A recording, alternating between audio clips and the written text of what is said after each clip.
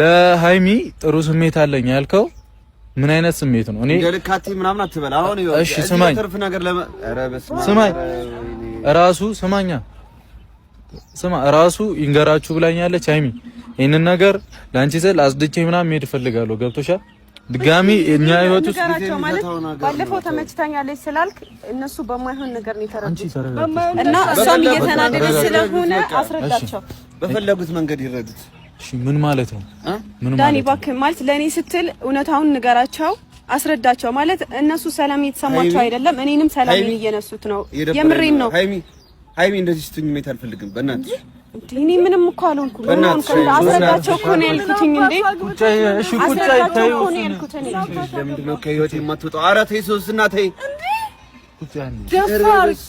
ትርፍ አንጀት የሆንክል ተነገራችሁ አይደል እንዴ? እኮ ግራ የሚገባኝ ነገር እኮ እሺ አንዴ ሶስ ይዞኝሽ አንተ ግልጽ አድርገህ ንገረኝ። ለኔ ምንድነው ለሃይሚ ያለ ስሜት ምን አይነት ነው? እኛ በተረዳ ነው ባወቅነው መንገድ ነው። ሃይሚ ባንቺ ፊት ነው የምጠይቀሽ። ድጋሚ ስለዚህ አይነት ነገር ነው ለሃይሚ ያለኝ ስሜት ምን ማለት ነው? አዲስ ነገር ይኖራል ጠብቁ።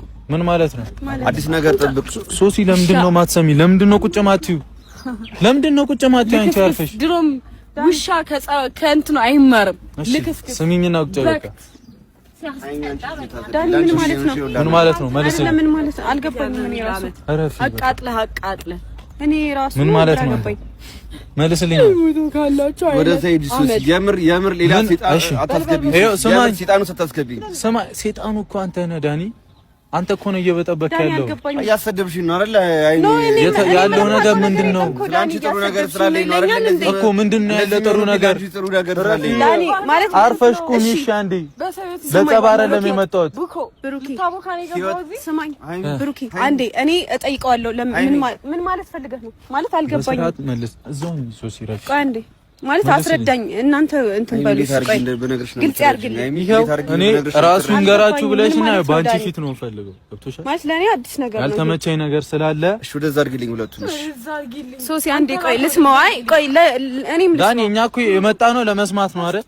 እና ነገሩን ለመፍታት እኮ ነው። በስርዓት ንገረን። ራስን ተቆጣጣ።